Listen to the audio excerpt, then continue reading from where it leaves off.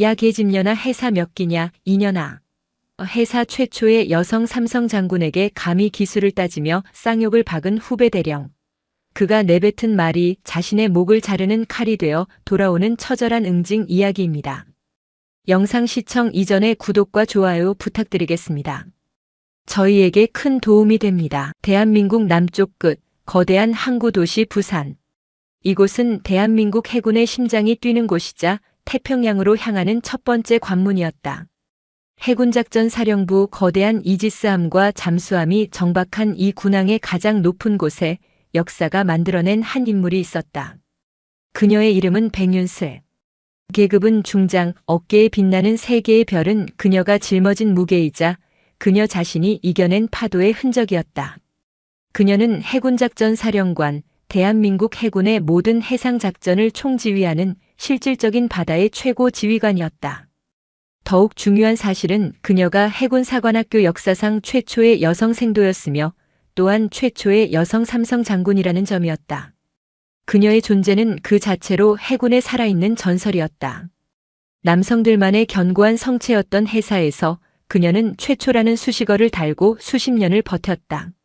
최초의 여성 고속정 편대장, 최초의 여성 전투함 함장, 최초의 여성 전단장, 그리고 마침내 함대 사령관을 거쳐 이 자리까지. 그녀의 길은 파도보다 거셌다. 그녀가 능력을 증명할 때마다 해사라는 거대한 울타리 안에 보이지 않는 손들은 그녀를 주저앉히거나 폄하하려 했다. 여자가 뭘 해사의 수치, 독한 년.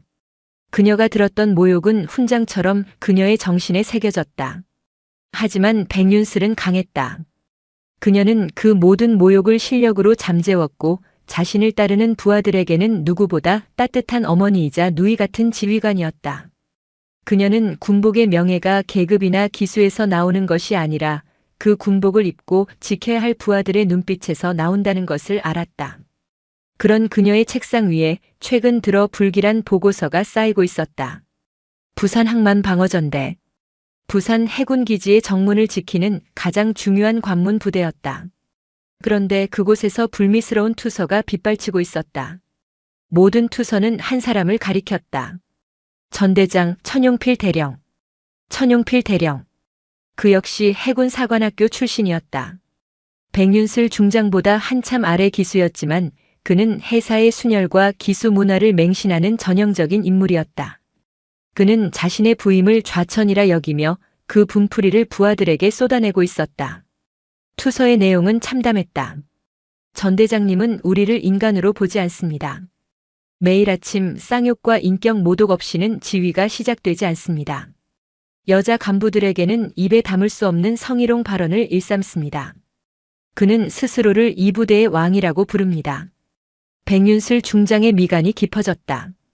천용필은 해사 시절부터 오만하고 폭력적인 성향으로 유명했지만 해사 선배라는 방패막이 뒤에 숨어 번번이 징계를 피해온 인물이었다. 또 양아치 짓이군. 그녀가 나지막이 으쪼렸다. 감찰을 보낼 수도 있었다. 하지만 백 중장은 알았다. 공식 감찰은 천용필의 해사 인맥에게 신호만 줄 뿐이었다. 그들은 감찰단이 도착하기 전에 모든 증거를 숨기고 투서자를 색출해 보복할 것이다. 그녀는 부하들을 사랑했다. 저 아래에서 고통받고 있을 이름 모를 수병과 부사관들의 얼굴이 어른거렸다. 직접 가야겠다. 그녀는 결심했다.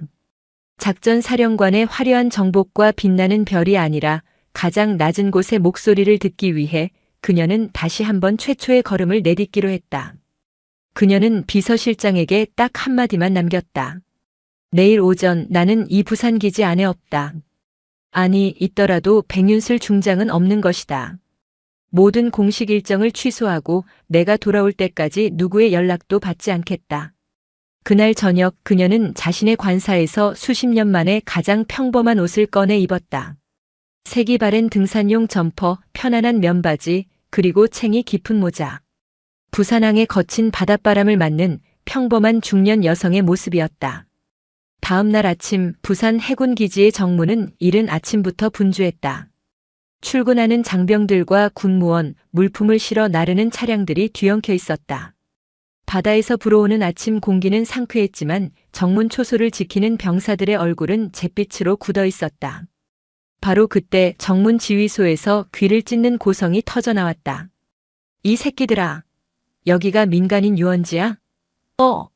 정문 기강이 이따위인데 저기 뭘 보고 겁을 내겠어. 부산 항만방어전대장 천용필 대령이었다.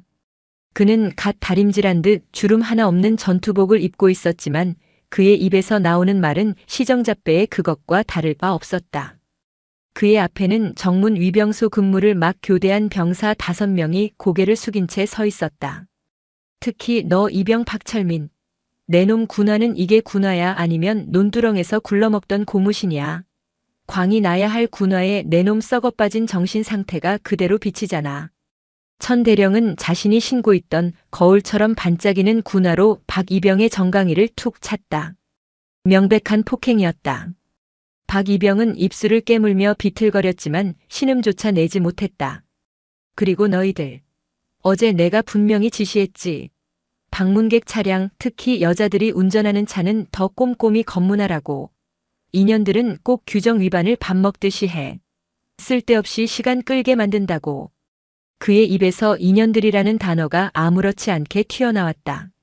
주변의 여군 하사와 여군 무원들이 불쾌한 듯 시선을 피했지만 누구도 감히 항의하지 못했다. 천용필은 이 부대의 법이고 왕이었다. 바로 그 순간 정문 방문객 대기실에서 한 중년 여성이 걸어 나왔다. 백윤슬 중장이었다.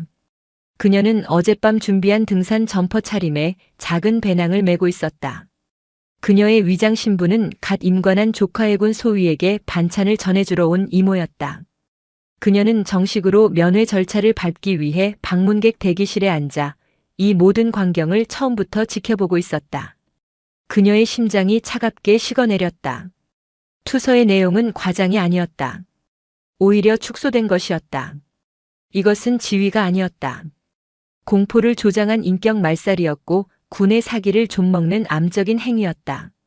천용필은 자신의 훈육에 심취해 있다가 자신을 가만히 응시하는 백윤슬의 시선을 느꼈다. 그는 마치 자신의 연극에 방해받은 배우처럼 잔뜩 찡그린 얼굴로 그녀를 위아래로 훑어보았다. 거기 아줌마는 뭐요? 그의 목소리는 방금 전 병사들을 다그칠 때와는 또 달랐다. 짜증과 무시, 그리고 여자라는 존재 자체에 대한 경멸이 섞여 있었다. 누가 민간인을 함부로 이쪽으로 들어오겠어. 근무 똑바로 안 서. 그는 오히려 부하들에게 다시 한번 고함을 질렀다. 백윤슬은 천천히 그에게 다가갔다. 그녀의 눈은 챙 깊은 모자 아래 감춰져 있었지만 그녀의 목소리는 놀랍도록 침착했다. 조카 면회를 와서 기다리던 중입니다. 면회? 여기가 당신네 안방이야? 군대 안 보여. 신성한 군사구역에서 어딜 함부로 돌아다녀. 저는 정해진 대기실에 있었습니다. 그런데 지휘관님의 목소리가 너무 커서 무슨 일인가 하고 나왔습니다. 백윤슬의 말은 사실이었지만 천용필에게는 도발로 들렸다. 감히 민간인 여자가 자신의 지위에 토를 단다는 것인가. 목소리가 커? 아줌마 지금 나한테 따지는 거요? 내가 누군지 알아? 부산 항만방어전대장 천용필 대령. 아닙니까? 백윤슬이 그의 명찰을 정확히 읽어내자 천용필은 순간 흠칫했다. 하지만 그는 이내 비웃음을 터뜨렸다. 그래, 내가 천용필이다. 대령이다. 그런데 뭐? 당신 같은 아줌마가 내 계급을 안다고 뭐가 달라져? 당신 지금 내가 군기 교육하는 거 방해했어. 당장 여기서 꺼지쇼. 군기 교육이라. 백윤슬은 고개를 들었다. 모자챙 아래로 수십 년간 파도와 싸워온 지휘관의 형형한 눈빛이 드러났다.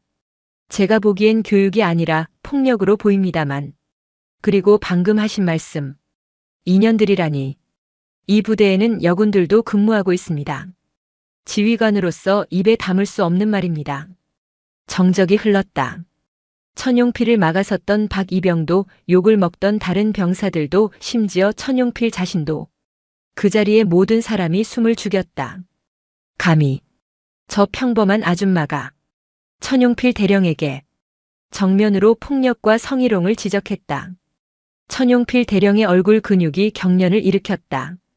그의 얼굴은 처음에는 당혹감으로, 이내 모욕감으로, 그리고 마침내는 걷잡을 수 없는 분노로 시뻘겋게 달아올랐다. 그는 자신의 귀를 의심했다. 이 부산기지 안에서, 아니 자신이 해군 사관학교 배지를 단 이래로 감히 어떤 여자도 자신에게 이런 식으로 정면에서 대든 적이 없었다. 그것도 자신의 부하들이 모두 지켜보는 앞에서. 방금 뭐라고 했어, 이 아줌마가. 그의 목소리는 분노로 갈라져 나왔다. 백윤슬 중장은 조금도 물러서지 않았다. 그녀는 오히려 한 걸음 더 다가섰다. 지휘관의 언행이 부적절하다고 했습니다. 부하를 정강이로 걷어차는 것은 폭행이고 여성을 비하하는 단어를 공공연히 사용하는 것은 명백한 성희롱입니다. 천용필 대령님. 그녀가 대령님이라는 호칭을 붙였지만 그 안에는 바늘 끝 같은 날카로움이 담겨 있었다. 이 미친 여자가. 천용필은 이성을 잃었다. 그는 백윤슬의 멱살이라도 잡을 듯이 손을 뻗쳤다가 주변의 시선을 의식하고는 간신히 멈췄다. 대신 그는 세상에서 가장 경멸스러운 표정으로 그녀를 쏘아보며 고함을 질렀다. 내가 뭔데 날 가르치려 들어. 내가 군대를 알아? 내가 이 짬밥을 알아. 아줌마, 당신 남편이 별이라도 달았어? 아니면 아들이 장군이야? 어디서 믿는 구석이 있어서 이따위로 설쳐. 그의 논리 속에서 여자가 목소리를 높이는 유일한 이유는 남자의 권력에 기댔을 때뿐이었다. 내 뒤에는 아무도 없습니다. 오직 상식만 있을 뿐입니다. 상식? 천용필은 코웃음을 쳤다. 그는 이 여자를 자신의 부하들 앞에서 완벽하게 짓밟아 자신의 권위를 다시 세워야겠다고 결심했다. 상식이라. 좋아. 당신 혹시 군대 물이라도 먹었어? 그래, 요즘 여자들도 군대에 많이 들어오지. 아주 기강이 개판이야. 그는 백윤슬의 얼굴에 자신의 얼굴을 바싹 들이밀었다. 너 해사 몇 기야? 그 질문이 터져나왔다. 그가 상대방을 찍어 누를 때 쓰는 가장 강력하고도 오만한 무기였다. 해군 사관학교 나왔냐고, 이년아. 2년. 방금 전에 아줌마와는 차원이 다른 노골적인 욕설과 혐오가 담긴 단어였다. 주변의 병사들은 공포에 질려 눈을 감았다. 몇몇 여군들은 입술을 하얗게 깨물었다. 백윤슬 중장의 눈빛이 순간 차갑게 가라앉았다. 그녀의 뇌리에 수십 년 전의 기억이 스쳐 지나갔다. 해사생도 시절 여자라는 이유로 겪어야 했던 수많은 조롱과 멸시. 그녀가 별을 단 지금 이 순간까지도 이 해사라는 울타리는 여전히 이토록 견고하고 썩어 있었다. 그녀는 천천히 입을 열었다. 내가 해사를 나왔다면 어쩔 것이고 나오지 않았다면 어쩔 것입니까? 뭐? 인연이 아직도 정신을 못 차렸네. 천용필은 이제 그녀의 어깨를 거칠게 밀쳤다. 백윤슬 중장이 휘청거리며 뒤로 몇 걸음 물러났다. 해사를 안 나왔으면 아가리 닥치고 짜져 있어, 이 잡거사. 여기가 어디라고 감히 해사 출신 대령한테 훈계질이야. 그리고 만약 해사 출신인데 이따위로 굴었다면 그건 내 손에 죽었어. 몇 기인지 확인해서 아주 군 생활을 끝장내버릴 테니까. 그는 자신의 말이 승리라고 확신했다. 그는 주변을 둘러보며 의기양양하게 외쳤다. 다들 봤지? 요즘 군대가 이래서 안 되는 거야. 저런 미친 여자 하나가 군 기강을 다 무너뜨린다고. 당장 저 여자 헌병대에 넘겨. 군사보안구역에서 소란 피우고 상관 모욕한 죄로 당장 잡아쳐넣어. 천용필의 명령에 위병소의 헌병 2명이 망설이며 다가왔다. 그들의 눈에도 지금 이 상황이 정상이 아니라는 것이 보였지만 대령의 명령을 거부할 수는 없었다. 뭐해? 당장 안 끌고 가. 헌병 하나가 백윤슬 중장의 팔을 붙잡으려 손을 뻗는 순간이었다. 백윤슬 중장은 그 손을 피하지 않았다. 대신 그녀는 자신의 주머니에서 작은 기기 하나를 꺼냈다. 그것은 평범한 휴대전화처럼 보였다. 그녀는 천천히 자신의 점퍼 가슴팍에 숨겨져 있던 초소형 녹음기의 전원을 껐다. 방금까지의 모든 대화, 천용필의 모든 욕설과 폭언, 해사 몇 기냐고 윽박지르는 목소리까지 모든 것이 생생하게 기록되고 있었다.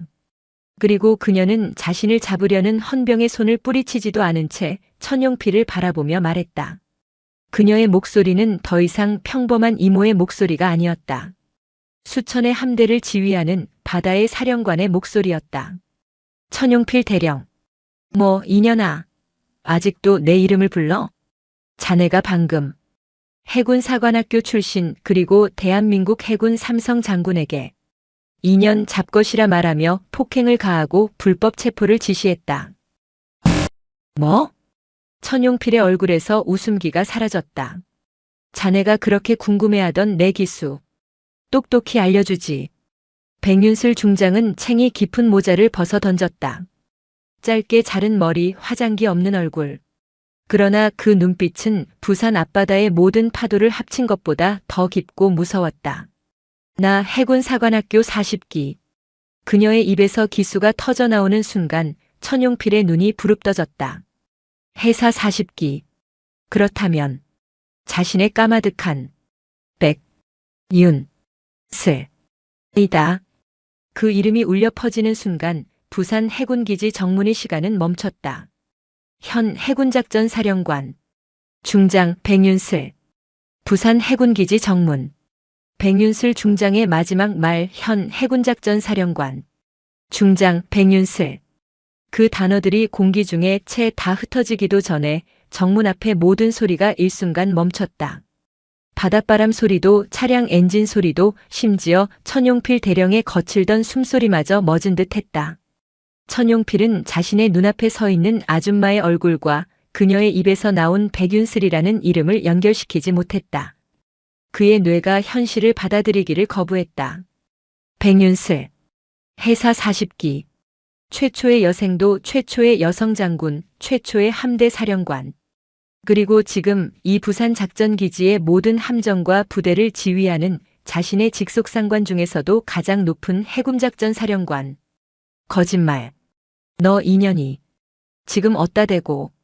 그의 입에서 마지막 발악처럼 욕설이 새어나왔다.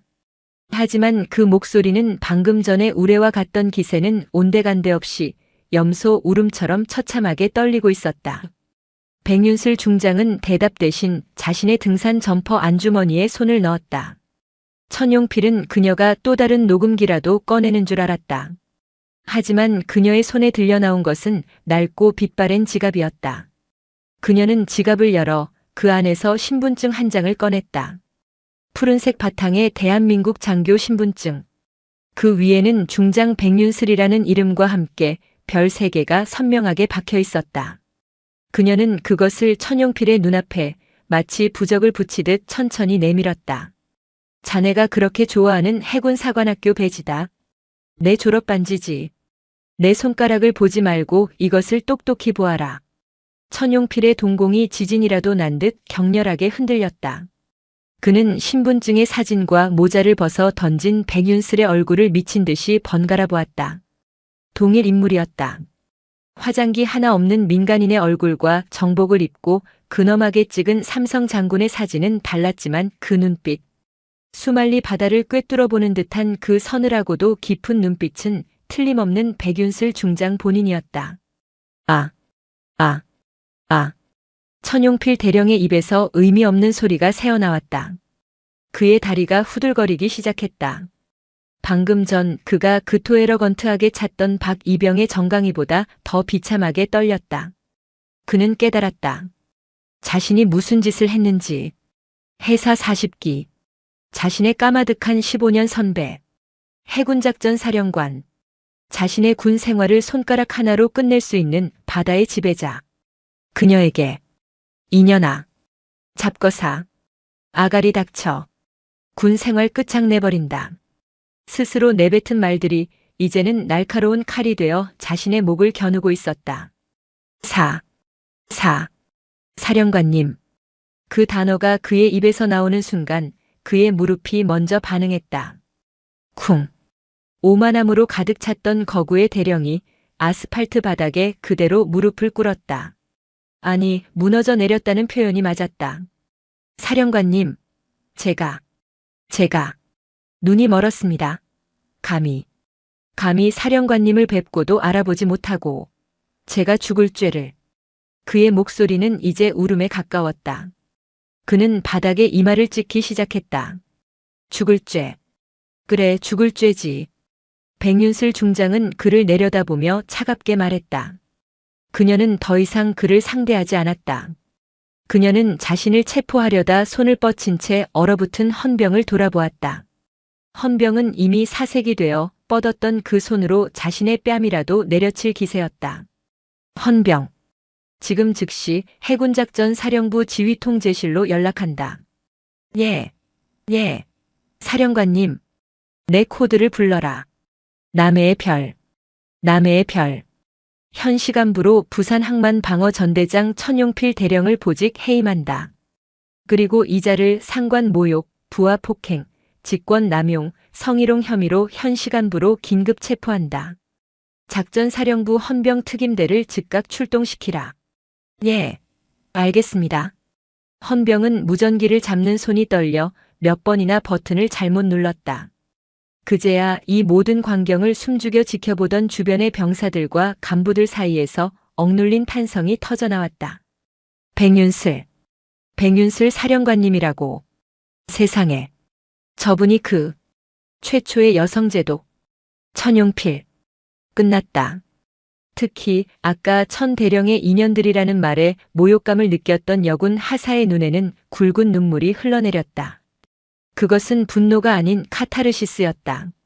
천용필은 마지막 남은 지푸라기라도 잡으려는 듯 백윤슬 중장의 군화 발목을 잡으려 했다.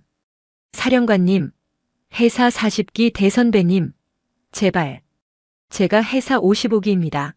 선배님, 한 번만 용서해 주시면 제가 선배님의 발이라도. 해사. 그 단어가 백윤슬 중장의 마지막 남은 인내심을 끊어버렸다. 닥쳐라. 그녀의 불호령이 정문 전체를 울렸다. 내 놈이. 감히 그 더러운 입에 해사를 올려? 내 놈이 자랑하는 그 해사 기수가 내 놈의 폭력과 성희롱을 옹호해주는 방패막이더냐?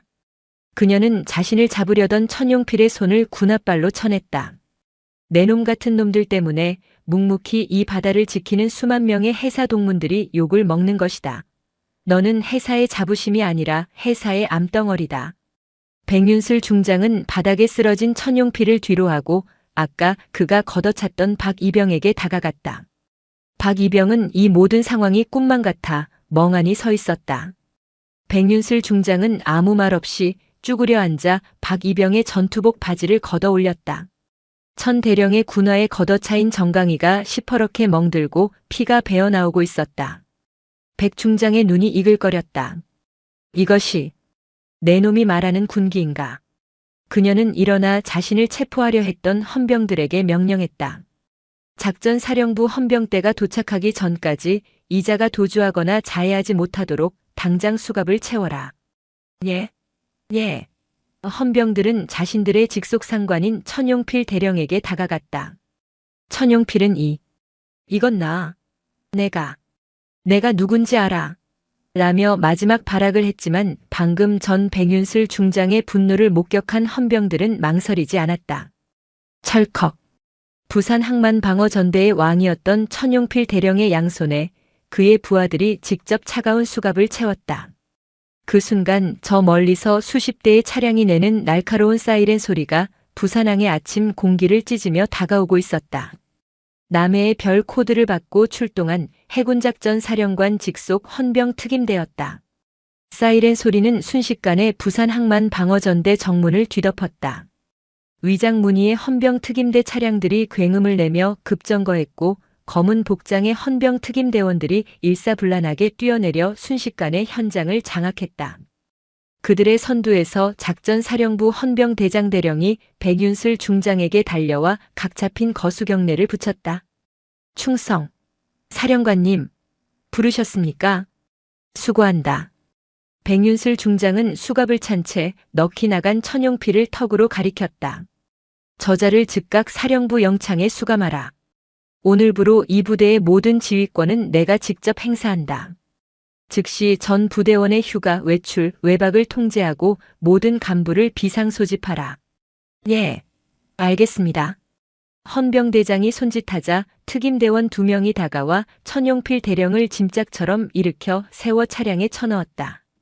해사 55기의 오만함도 양아치의 객기도 그 어떤 것도 남아있지 않았다. 그는 완전히 끝장난 것이다. 천용필이 사라진 정문에는 공포와 경악, 그리고 미묘한 해방감에 휩싸인 장병들만이 남아있었다. 백윤슬 중장은 그들을 둘러보았다. 그녀의 자맹은 이제 끝났다. 지금부터는 해군작전 사령관으로서 이 썩어 문드러진 부대를 수술해야 할 시간이었다. 박이병. 의무실로 가지. 그녀는 아까 걷어차인 박이병을 불렀다. 괜찮습니다. 사령관님. 박이병은 다리를 절뚝거리면서도 군인답게 대답했다. 군인은 아프면 아프다고 말하고 치료받는 것도 임무다. 헌병대장은 저 병사를 직접 의무실로 데려가 치료 경과를 보고하라. 정강이뼈에 실금이 갔는지까지 정확히 확인해.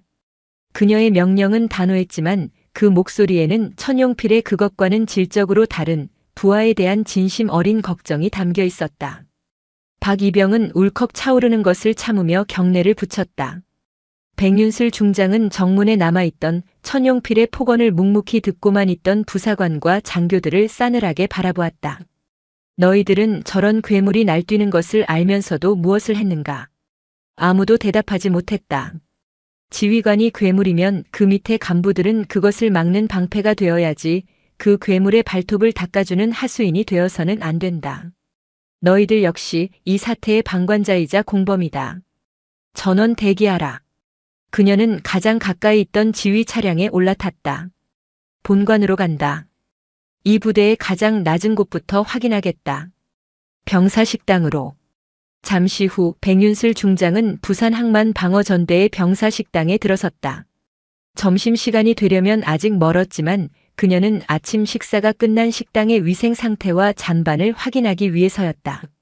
식당에 들어서는 순간 그녀의 코를 찌른 것은 역한 기름 쩐내와 음식물 쓰레기가 썩는 듯한 시큼한 냄새였다. 이게 사람의 식사를 준비하는 곳인가? 그녀는 조리실로 향했다. 바닥은 미끄러웠고 환풍구에는 검은 기름때가 덕지덕지 붙어 있었다. 조리 책임자 누구인가? 그녀의 물음에 겁에 질린 조리 담당 상사부사관과 달려나왔다. 백윤슬 중장은 아무 말 없이 식자재가 보관된 냉장 창고 문을 열었다. 그리고 그 안의 광경에 그녀는 말을 잃었다. 병사들에게 지급되어야 할 신선한 육류와 채소는 거의 없었다. 대신 한쪽 구석에 유통기한이 언제인지 알 수 없는 냉동 가공식품과 곰팡이가 피기 시작한 채소 상자들이 쌓여 있었다. 이것으로 내 부하들의 밥을 지었는가? 사령관님, 그게 예산이 부족해서. 예산? 백윤슬 중장이 창고 문을 닫았다. 내가 승인한 올 상반기 부식 예산이 얼마인지 아는가? 이 부대원들이 황제처럼 먹고도 남을 돈이다. 그녀는 식당 사무실로 들어가 식자재 반입 장부를 확인했다. 장부상으로는 매일 최고급 한우와 신선한 생선이 들어온 것으로 되어 있었다. 장부와 창고가 다르다. 중간에 사라진 것들은 어디로 갔는가? 조리 상사는 바닥에 무릎을 꿇었다. 살려주십시오. 전 대장님. 천용필 대령님이 매주 2번씩 관사로 최고급 물품들을 가져오라고 하셨습니다. 그리고 남은 것들은 전 대장님 회사 동기분들이 오실 때마다 밖으로. 부하 폭행, 성희롱, 그리고 이제는 군수품 횡령까지. 천용필은 그야말로 이 부대를 자신의 개인 왕국으로 삼고 부하들의 고열을 빨아먹고 있었던 것이다. 백윤슬 중장은 주먹을 꽉 쥐었다. 그녀가 그토록 사랑하는 부하들이 이 추운 바다에서 나라를 지키는 동안 그들의 지휘관이라는 자는 그들의 밥을 훔치고 있었다. 그녀는 식당을 나와 병사들이 생활하는 생활관으로 향했다. 생활관의 상태는 더 처참했다. 외풍이 숭숭 들어오는 낡은 창문, 군데군데 곰팡이가 핀 벽지, 그리고 차가운 기운이 감도는 난방기. 이게 부산 항만 방어 전대의 현주소인가? 그녀는 마침 휴식 중이던 한 병사에게 다가가 그의 손을 잡았다. 얼음장처럼 차가웠다. 추운가? 괜찮습니다. 거짓말 마라. 손이 얼음장이다. 그녀는 곧장 보일러실로 향했다. 그리고 그곳에서 보급 담당 부사관이 유류를 빼돌린 흔적과 난방 시간을 의도적으로 줄인 운행 일지를 발견했다. 모든 것이 천용필 대령의 지시였다. 병사들은 추워야 군기가 든다는 해괴한 논리와 함께 이 아이들이, 백윤슬 중장은 눈시울이 붉어졌다. 내 새끼들이다. 내가 지켜야 할 내 부하들이다. 그런데 내가 저런 짐승만도 못한 놈에게 내 새끼들을 맡기고 있었구나. 그녀의 따뜻한 손이 차가운 병사의 손을 꼭 잡았다. 미안하다. 내가 너무 늦었다. 오후가 되자 부산 항만방어전대 본관 대강당에는 전부대의 장교와 부사관들이 마치 죄인처럼 고개를 숙인 채 집 앞에 있었다. 강당의 공기는 무겁고 차가웠다. 백윤슬 중장은 단상 위에 섰다. 그녀의 뒤에는 작전사령부 감찰실장과 헌병대장이 마치 저승사자처럼 버티고 섰다. 백 중장은 한참 동안 아무 말 없이 그들을 하나하나 훑어보았다. 그들의 눈에는 공포와 책임 전가 그리고 약간의 억울함이 뒤섞여 있었다. 고개를 들라. 그녀의 목소리에 간부들이 마지못해 고개를 들었다. 나는 오늘 이곳에서 지옥을 보았다. 부하의 정강이를 군화로 걷어차고 2년이라는 말을 욕설처럼 내뱉는 지휘관을 보았다. 간부들의 어깨가 움츠러들었다. 나는 오늘 내 새끼들이 먹어야 할 밥을 훔쳐 자신의 배를 채우고 혹한에 떨어야 하는 내 부하들의 난방유를 빼돌리는 군인이라고 부를 수 없는 자들을 보았다. 그녀는 천천히 단상에서 내려와 간부들 사이를 걸었다. 묻겠다. 너희들은 무엇을 했는가? 그녀는 천용필 대령의 바로 밑 부전 대장 중령 앞에 섰다. 중령. 자네는 이 모든 것을 몰랐는가? 사령관님. 천 대령님은 해사 선배님이셨고 저는 닥쳐라. 백윤슬 중장의 목소리가 강당을 울렸다. 내 놈의 변명에 해사라는 단어를 다시 한번 담는다면 내 놈의 군복을 여기서 찢어버릴 것이다. 해사가 방패인가? 자네가 지켜야 할 것은 썩어빠진 기수 문화가 아니라 자네를 믿고 따르는 부하들의 생명과 인권이다. 그녀는 천용필과 같은 해사 출신 간부들을 일일이 지목했다. 자네들은 선배라는 이유로 그의 폭력을 묵인했고 후배라는 이유로 그의 범죄에 동조했다. 이것은 전우애가 아니다. 이것은 공범이다. 공포에 질려있던 간부들 사이에서 한 젊은 여군 중위가 손을 들었다. 모두의 시선이 그녀에게 쏠렸다. 그녀는 아까 정문에서 천용필의 성희롱 발언을 들었던 여군 중 하나였다. 사령관님, 말씀 중에 죄송합니다. 그녀는 울먹이며 외쳤다. 저희도 참을 수 없었습니다. 하지만 저희가 용기를 내어 건의할 때마다 천 대령님은 저희를 여군이라 감성적이다, 조직에 불만만 많다고 폄하했습니다. 그리고 그녀는 부전대장과 주임원사를 바라보았다. 저희를 보호해 주셔야 할 선배 간부님들은 오히려 저희에게 참으라 모난 돌이 정맞는다고 말씀하셨습니다. 그녀의 절규는 이 부대에 만연했던 절망의 크기를 보여주었다. 백윤슬 중장의 눈빛이 흔들렸다. 그녀는 그 여군 중위에게 다가가 그녀의 어깨를 감싸 안았다. 그래, 미안하다. 내가, 너희들의 사령관인 내가 너희들의 그 절규를 듣지 못했다. 내가 너희들의 방패가 되어주지 못했다. 백윤슬 중장은 그 수많은 파도를 이겨낸 철의 여인은 자신의 부하 앞에서 눈물을 보였다. 그것은 나약함의 눈물이 아니었다. 부하의 고통을 함께 아파하는 진정한 지휘관의 눈물이었다. 강당 안의 모든 간부들은 고개를 들지 못했다. 그들의 냉담했던 가슴에 사령관의 눈물이 뜨거운 불길처럼 떨어졌다. 백윤슬 중장은 눈물을 닦고 다시 단상으로 향했다. 천용필 대령은 군법에 따라 최고 수위로 처벌할 것이다. 그에게는 그 어떤 관용도 없을 것이다. 그리고 그의 범죄를 묵인하고 동조한 자들, 이 자리에 있는 너희들. 그녀는 숨을 깊게 골랐다. 나는 너희들 모두를 처벌할 수도 있다. 하지만 내가 오늘 본 것은 절망뿐만이 아니다. 그녀는 정문에서 천용필을 말리려 했던 헌병 그리고 걷어차였음에도 묵묵히 임무를 수행하려 했던 박이병을 떠올렸다. 나는 이 썩은 진흙 속에서도 자신의 본분을 지키려 애쓴 진주들을 보았다. 개과천선. 잘못을 고치고 새롭게 태어나는 것. 나는 너희들에게 마지막 기회를 주려 한다. 그녀는 부전대장을 바라보았다. 중령. 자네는 오늘부로 보직 해임이다. 하지만 군복을 벗기지는 않겠다. 자네는 내가 지켜보는 가장 험한 격오지로 갈 것이다. 그곳에서 자네가 오늘 배운 책임의 무게를 해사가 아니라 자네의 어깨로 직접 증명해라.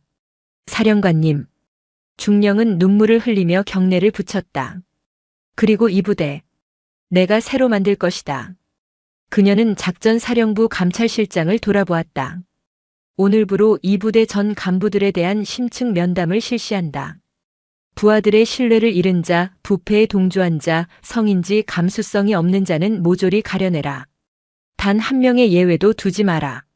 그리고 아까 용기 있게 진실을 말한 저 여군 중이 내가 자네를 이 부대의 혁신 책임 장교로 임명한다.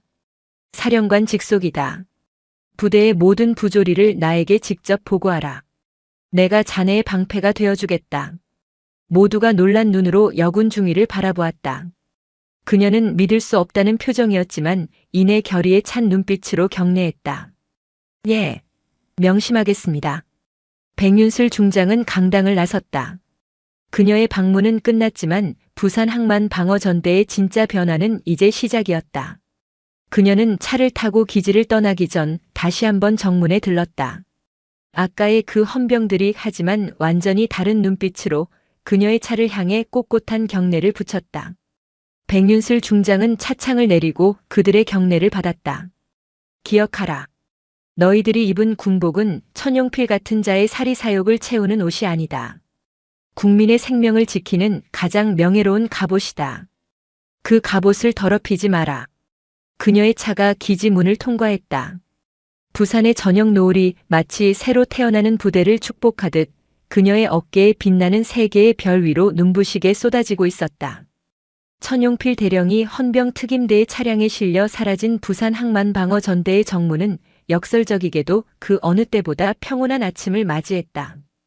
폭군의 고성이 사라진 자리에는 차가운 바닷바람 소리만이 맴돌았다. 그러나 백윤슬 중장에게는 이것이 끝이 아니었다. 이것은 썩어 터진 종기의 고름을 짜낸 수술의 첫 단계에 불과했다. 사령관님, 부대의 모든 간부를 강당에 비상 소집했습니다. 작전사령부 감찰실장이 굳은 표정으로 보고했다. 백윤슬 중장은 어제 자신이 모욕당했던 바로 그 아스팔트 바닥을 군화로 지그시 밟았다. 그녀는 고개를 들어 이제는 공포와 혼란에 휩싸인 부대원들을 바라보았다. 감찰실장, 천용필 한 명을 잡아넣는 것이 내 목적이었다면 내가 어제 이 수모를 참아가며 자맹을 하지도 않았을 것이다. 예, 사령관님. 이 부대는 뿌리까지 썩었다. 천용필이라는 독버섯이 저렇게 날뛸 수 있었던 것은 그가 뿌리내린 이 토양 자체가 오염되었다는 증거다.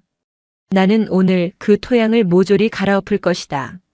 그녀의 발걸음은 강당으로 향했다. 그녀가 강당 문을 열고 들어서는 순간 수백 명의 간부들이 일제히 기립하여 경례를 외쳤다. 충성. 그들의 목소리에는 어제까지 천용필에게 바쳤던 수동적인 복종과는 차원이 다른 생존을 위한 절박함과 진실한 공포가 뒤섞여 있었다. 백윤슬 중장은 단상에 올라 어제 자신이 직접 지목했던 그 젊은 여군 중위 하정은 중위를 바라보았다. 하중위는 사령관의 눈빛을 피하지 않았다. 그녀의 눈에는 눈물은 말랐고 대신 결연함이 서려 있었다. 하정은 중위, 앞으로 나오라. 하중이가 단상으로 뛰어 올라왔다. 나는 어제 그대에게 혁신 책임 장교라는 직책을 주었다. 그것은 빈말이 아니다. 백 중장은 강당 안의 모든 간부를 향해 선포했다. 지금 이 순간부터 하정은 중위는 사령관 대리인 자격으로 이 부대의 모든 부조리와 비리를 조사한다. 하중위의 조사를 방해하거나 과거의 일로 보복을 시도하는 자는 천용필과 같은 반역죄로 다스릴 것이다. 모두 알겠나? 알겠습니다. 감찰실장은 하중위에게 수사관 2명을 붙여 모든 권한을 위임하라. 지금 당장 전대장실과 군숙과 보급과 그리고 행정실의 모든 서류와 전산망을 압수수색한다. 나는 천용필의 검은 장부를 찾을 것이다. 수술은 시작되었다. 하정은 중위는 자신에게 주어진 막중한 임무에 떨렸지만 자신을 믿어준 사령관의 눈빛과 어제까지 자신을 짓밟았던 자들을 심판할 수 있다는 정의감에 망설이지 않았다. 그녀는 즉시 천용필의 사무실로 향했다. 천용필의 사무실은 그의 오만함만큼이나 화려했다. 불필요한 고급 집기들, 최고급 원두커피 기계, 그리고 한쪽 벽면을 가득 채운 해군 사관학교 동기 및 선후배들과 찍은 과시용 사진들. 이자는 부하들이 얼어붙은 생활관에서 떨고 있을 때 이곳에서 이런 사치를 누렸군. 하중이는 치밀어 오르는 분노를 누르며 그의 개인 금고를 열었다. 그 안에는 현금 다발과 함께 그가 그토록 찾던 검은 장부가 들어있었다.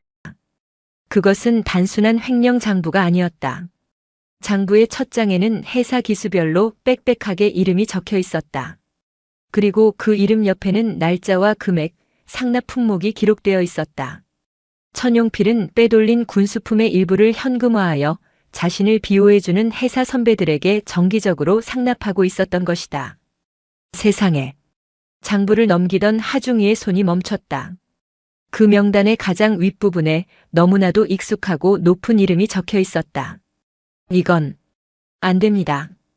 같은 시각 백윤슬 중장은 어제 자신이 방문했던 병사 생활관을 다시 찾았다. 그녀의 뒤에는 부산기지 전체의 시설을 책임지는 군수전대장 대령과 보급창장 대령이 식은땀을 흘리며 따라붙고 있었다. 내가 어제 뭐라고 했지? 백 중장은 곰팡이가 핀 벽지를 손톱으로 긁어내며 물었다.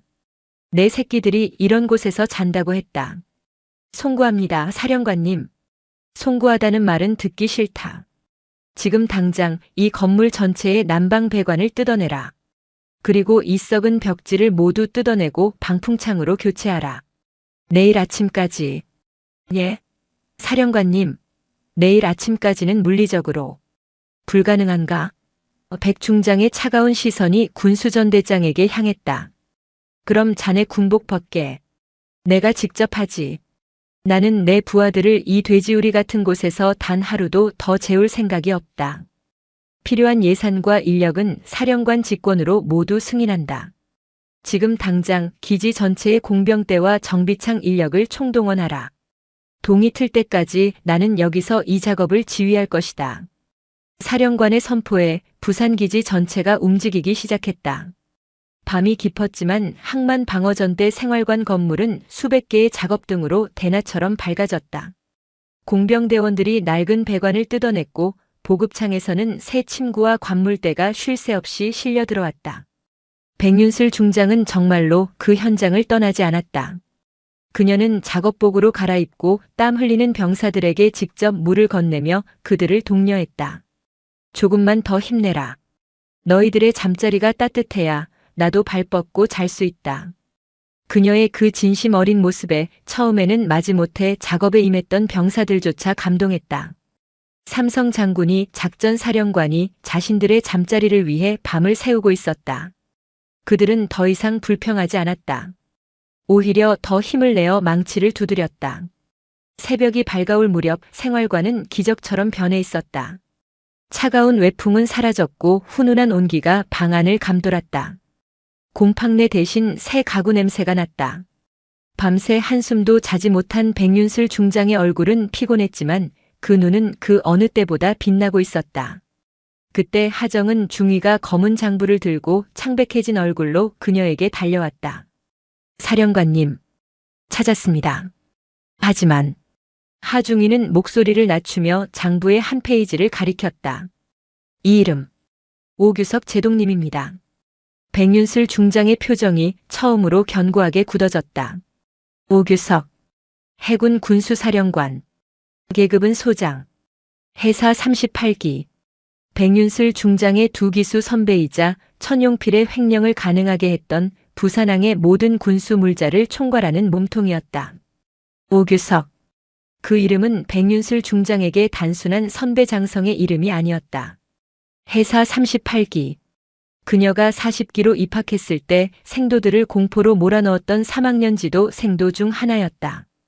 그는 그때부터 유독 여생도인 백윤슬을 탐탁지 않게 여겼다. 해사의 순수성이 더럽혀졌다고 공공연히 말하고 다녔던 인물이었다. 그런 그가 이제는 해군의 모든 군수 물자를 책임지는 군수사령관이 되어 천용필 같은 하이에나와 결탁해 부하들의 밥그릇을 훔치고 있었다. 백윤슬 중장은 밤샘 작업으로 흙먼지가 묻은 작업복을 입은 채 자신의 집무실로 돌아왔다. 그녀는 하정은 중위가 가져온 검은 장부를 책상 위에 올려놓고 한참 동안 그것을 바라보았다. 이것은 판도라의 상자였다. 이것을 여는 순간 단순한 대령 하나의 비리가 아니라 해군 전체, 특히 해사라는 성역을 뒤흔드는 거대한 스캔들이 터져나올 것이다. 언론이 달려들 것이고 해군의 명예는 바닥에 떨어질 것이다. 해사의 명예. 그녀가 수십 년간 지키려 했던, 그러나 또한 그녀를 그토록 괴롭혔던 양날의 검이었다. 사령관님. 하정은 중위가 조심스럽게 입을 열었다. 어떻게 하실 생각이십니까? 백윤슬 중장은 창밖, 동이 터오는 부산 앞바다를 바라보았다. 수많은 함정들이 그녀의 명령을 기다리며 고요히 정박해 있었다. 하중이, 자네는 왜 군인이 되었나? 예, 나는 이 바다가 좋아서 군인이 되었다. 그리고 이 바다를 지키는 내 부하들이 좋아서 오늘까지 그녀는 다시 장부를 바라보았다. 오규석 소장은 해사의 명예를 지키기 위해 이 장부를 덮으라고 하겠지. 천용필 하나를 제물로 바치고 조용히 끝내자고 할 것이다. 하지만 어제 내가 본 그 멍든 병사의 정강이, 얼어붙은 병사의 손, 그리고 공포에 질려있던 너의 그 눈빛, 그것이 나에게는 해사의 명예보다 수천 배는 더 중요하다. 그녀는 수화기를 들었다. 비서실장이 아닌 헌병대장에게 직접 연결했다. 나다. 지금 즉시 해군 군수사령관 오규석 소장의 집무실과 관사를 압수수색한다. 그리고 그를 사령관 직권으로 긴급 체포하라. 수화기 너머의 헌병대장이 숨을 삼키는 소리가 들렸다.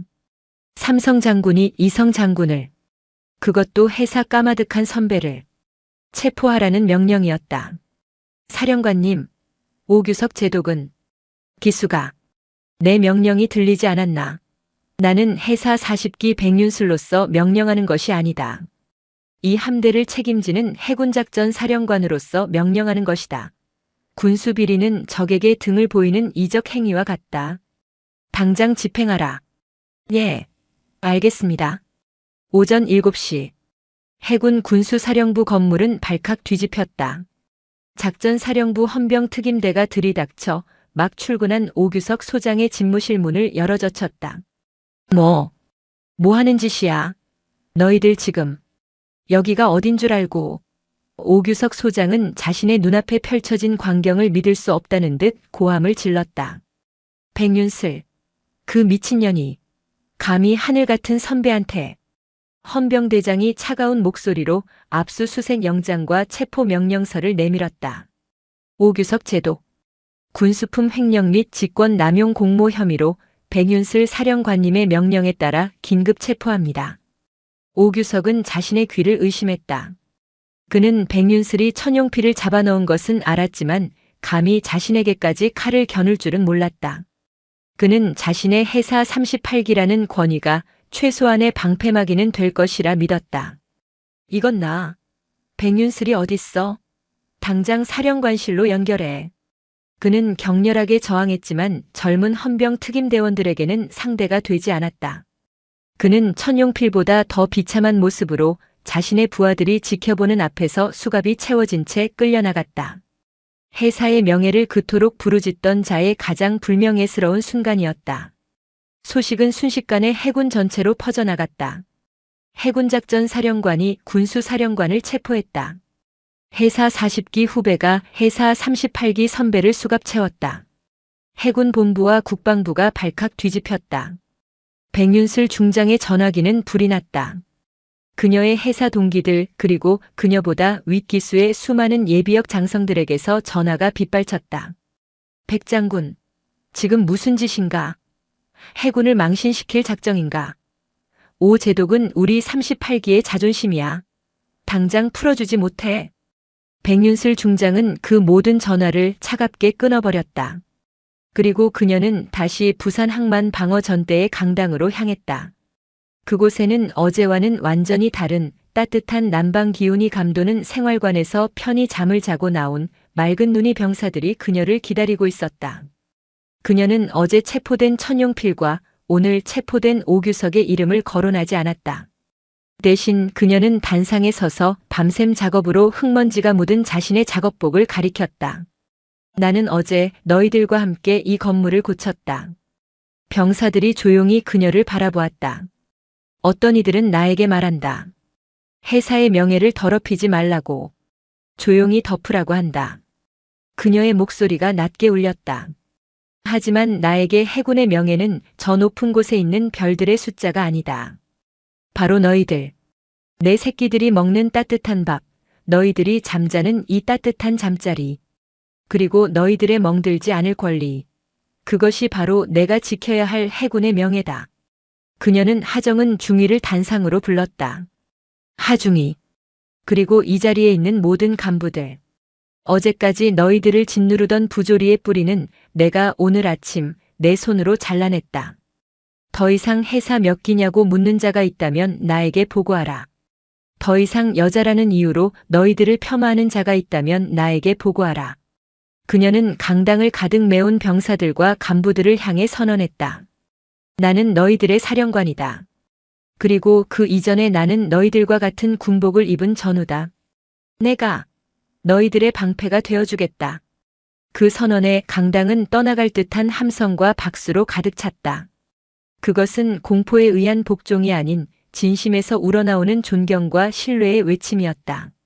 오규석 소장의 체포는 거대한 파문이었지만 백윤슬 중장이 예상했던 해사 집단의 조직적인 반발은 일어나지 않았다. 아니, 일어나지 못했다. 그녀가 확보한 검은 장부와 오규석의 개인 금고에서 나온 추가 증거들은 너무나도 명백하고 추악했다. 그들은 해사의 명예를 방패로 삼기에는 이미 그 명예를 자신들의 손으로 더럽힌 후였다.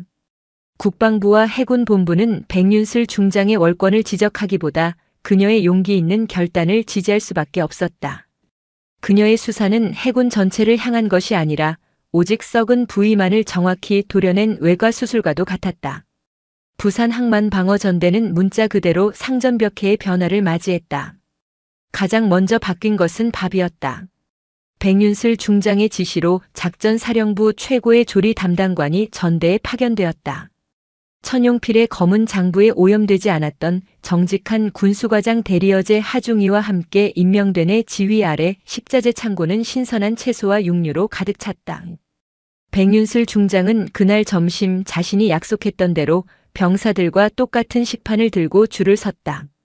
오늘의 메뉴는 뜨끈한 돼지고기 김치찌개와 갓 구운 고등어구이, 그리고 따뜻한 달걀말이었다. 그녀는 어제 정강이를 걷어차였던 박이병 그리고 정문에서 함께 근무 섰던 병사들 테이블에 앉았다. 박이병. 다리는 좀 어떤가? 예. 사령관님.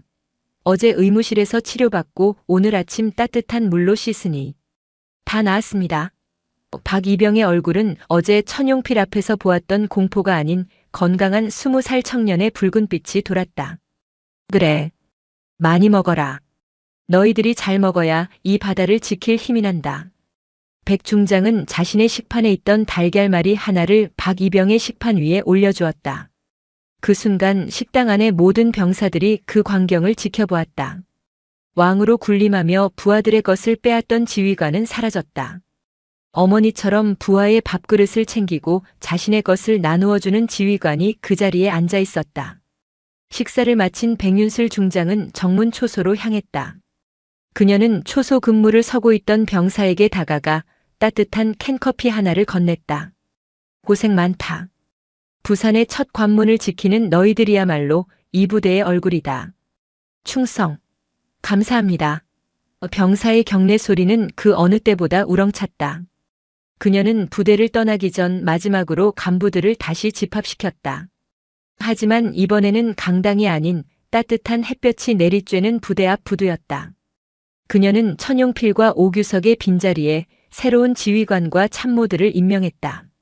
새로운 전대장으로는 해사 출신이 아닌 학군사관 ROTC 출신의 유능한 대령이 발탁되었다. 해사 기수가 아니라 능력이 기준이 되었다. 그리고 하정은 중위는 혁신 책임 장교라는 임시 직책을 마치고 부대 역사상 최연소 작전과장이라는 중책을 맡게 되었다. 백윤슬 중장은 그들 앞에 서서 낡은 점퍼가 아닌 별 3개가 빛나는 삼성 장군의 정복을 입고 말했다. 개과천선. 어제까지 이곳은 잘못된 곳이었다. 그러나 오늘부터 이곳은 새롭게 태어날 것이다. 나는 천용필과 오규석을 처벌했다. 하지만 그들을 괴물로 만든 것은 그들 개인이 아니라 잘못된 것을 보고도 침묵했던 관행과 문화였다. 그녀는 새로 임명된 지휘관과 간부들을 바라보았다. 다시는 이 부대에 해사 몇 기냐고 묻는 문화를 용납하지 않겠다. 우리는 오직 임무를 완수했는가, 부하를 사랑했는가로만 서로를 평가할 것이다. 다시는 이 부대에 여자라서 안 된다는 말을 용납하지 않겠다. 우리는 오직 능력과 헌신으로만 서로를 증명할 것이다. 그녀는 저 멀리 부산 앞바다를 가리켰다. 저 바다는 정직하다. 뿌린 땀만큼 지켜낸 시간만큼 우리에게 보답한다. 여러분은 오늘 새로운 항해를 시작한다. 부끄러운 과거를 씻어내고 대한민국 해군에서 가장 명예롭고 가장 따뜻하며 가장 강한 부대가 되어라. 그녀는 그들에게 마지막으로 경례를 붙였다. 작전사령관이 일선 부대 간부들에게 여러분을 믿는다. 간부들은 일제히 경례로 답했다. 그들의 눈에는 더 이상 공포가 아닌 진짜 사령관을 만난 감동과 새로운 부대를 만들어가겠다는 결의가 불타고 있었다. 백윤슬 중장은 자신의 지휘 차량에 올랐다. 그녀가 떠나는 길 부대의 모든 장병들이 자발적으로 길가에 도열하여 그녀에게 경례를 보냈다. 차창 밖으로 완전히 달라진 부대의 풍경과 맑아진 병사들의 눈빛이 스쳐 지나갔다. 백윤슬 중장은 조용히 눈을 감았다. 그녀가 해사라는 거대한 벽에 처음 부딪혔던 그 순간부터 오늘까지의 수십 년이 주마등처럼 스쳐 지나갔다. 그녀는 이겼다. 해사와 싸워서 이긴 것이 아니었다.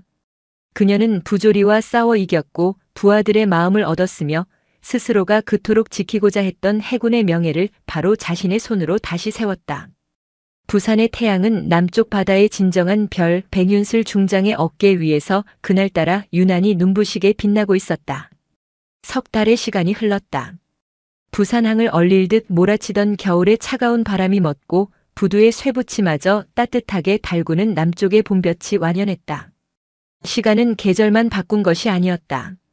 백윤슬 중장이 던진 거대한 파문은 대한민국 해군의 가장 깊고 어두운 심연을 뒤흔들고 이제는 새로운 물결을 만들어내고 있었다.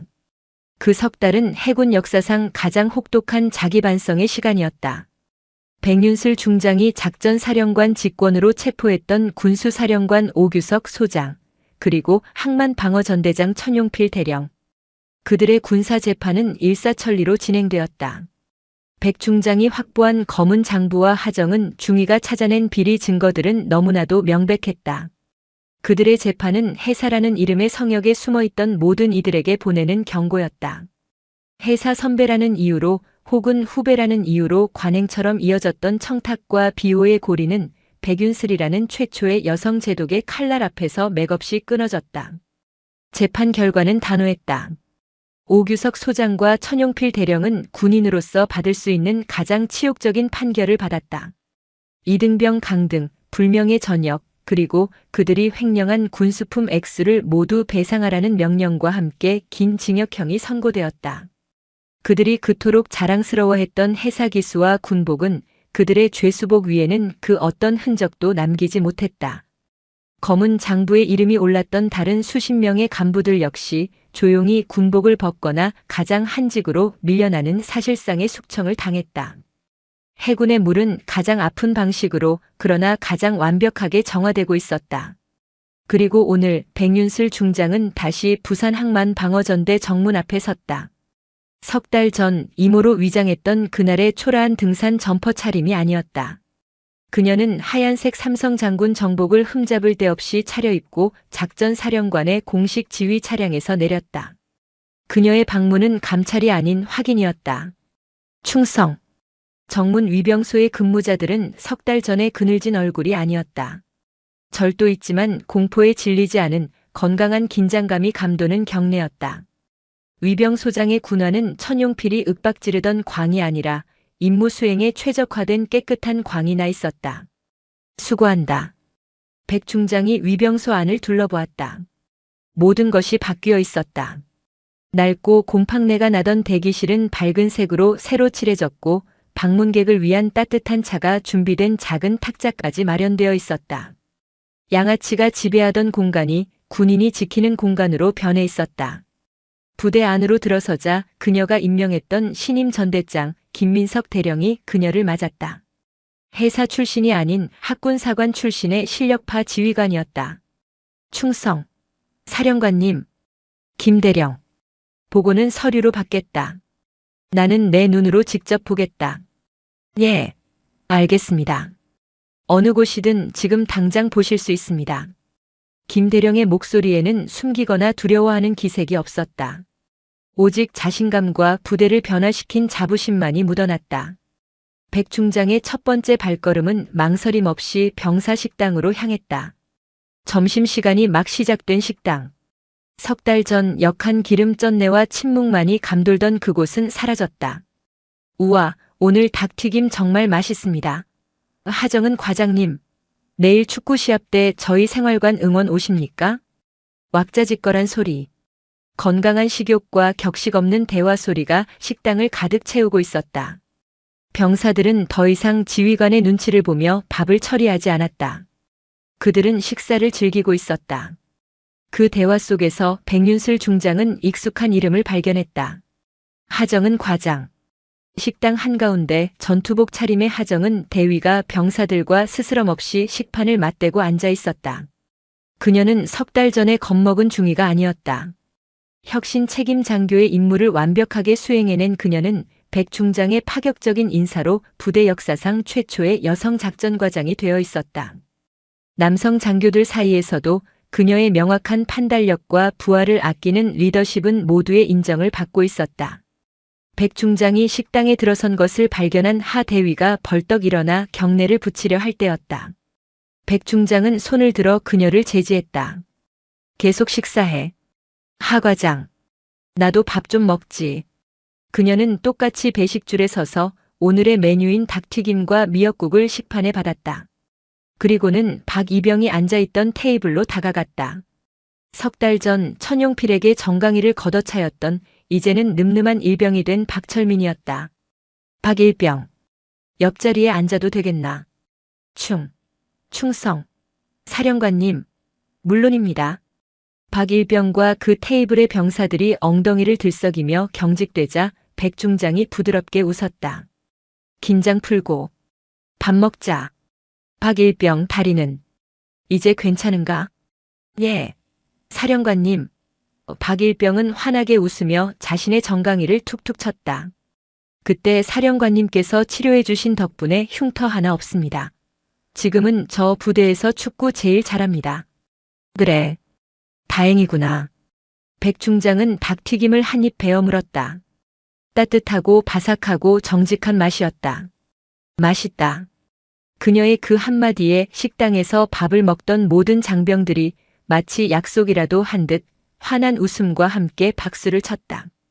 그 박수는 자신들의 밥상을 지켜준, 그리고 자신들의 명예를 되찾아준 사령관에게 보내는 진심 어린 감사였다.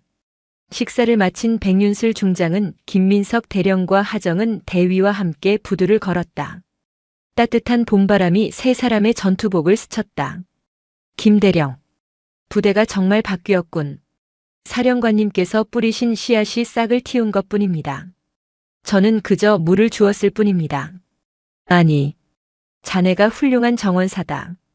그녀는 하정은 대위를 바라보았다. 하 과장. 아직도 해사 몇 기냐고 묻는 자가 있나? 아직도 여자라는 이유로 자네를 무시하는 자가 있나? 하정은 대위는 단호하게 고개를 저었다. 없습니다. 사령관님. 이제 저희는 서로의 기수가 아니라 서로의 임무 완수 능력을 묻습니다. 그리고 그녀는 자신감 넘치는 미소를 지었다. 이제 이 부대에서 여군은 없습니다. 오직 대한민국 해군만 있을 뿐입니다. 백윤슬 중장은 그 대답에 더없이 만족스러운 미소를 지었다. 그녀가 수십 년간 꿈꿔왔던 해군의 모습이 바로 그녀의 눈앞에 펼쳐져 있었다. 그녀가 부대를 떠나기 위해 차에 오르려 할 때였다. 신임 전대장 김민석 대령이 그녀에게 마지막 보고를 하듯 말했다. 사령관님, 개과천선. 이 부대는 사령관님 덕분에 새로 태어났습니다. 이제 저희는 그 어떤 부대보다 강하고 명예롭게 이 부산 앞바다를 지킬 것입니다. 지켜봐 주십시오. 백윤슬 중장은 그를 바라보며 말없이 고개를 끄덕였다. 차량이 부대 정문을 빠져나왔다. 그녀는 차창 밖으로 석 달 전 자신이 굴욕을 당했던 바로 그 자리를 바라보았다. 아스팔트 바닥에는 그날의 흔적이 남아있지 않았지만 그녀의 마음속에는 그날의 모든 것이 선명하게 새겨져 있었다. 차가 작전 사령부로 향하는 길. 그녀는 자신의 집무실이 아닌 부산 앞바다가 훤히 내려다 보이는 5, 6도의 전망대에 잠시 차를 세웠다. 그녀는 차에서 내려 거대한 군함들이 훈련을 위해 항구를 빠져나가는 모습을 묵묵히 바라보았다. 그녀의 어깨 위 3개의 별이 봄 햇살을 받아 눈부시게 빛났다. 그녀는 깨달았다. 진정한 개과천선은 천용필이나 오규석 같은 범죄자들이 반성하는 것이 아니었다. 그들은 그저 역사의 뒤안길로 사라졌을 뿐이다. 진정한 개과천선은 침묵했던 자들이 용기를 내고 절망했던 자들이 희망을 찾으며 낡은 관행이 무너진 자리에 새로운 원칙이 세워지는 것. 바로 조직 자체가 스스로 정화하고 더 나은 방향으로 나아가는 것임을. 그녀는 해사 40기의 최초의 여생도로서 자신을 짓누르던 그 거대한 해사라는 이름과 평생을 싸워왔다. 그리고 오늘 그녀는 마침내 그 이름을 뛰어넘었다. 그녀는 더 이상 여성 삼성 장군이 아니었다. 그녀는 더 이상 최초의 해사 출신이 아니었다. 그녀는 그저 이 바다를 사랑하고 자신의 부하들을 목숨처럼 아끼며 그들을 지키기 위해 기꺼이 자신의 모든 것을 던졌던 대한민국 해군의 진정한 사령관 백윤슬이었다. 저 멀리 훈련을 마친 이지스함 한 척이 위풍당당하게 부산항으로 귀향하고 있었다. 백윤슬 중장은 그 함정을 향해 조용히 그러나 그 누구보다도 굳건한 경례를 올렸다. 바다는 스스로 정화하며 그렇게 묵묵히 새로운 항해를 계속하고 있었다. 오늘도 시청해 주셔서 감사합니다. 영상이 즐거우셨다면 구독과 좋아요 부탁드리겠습니다.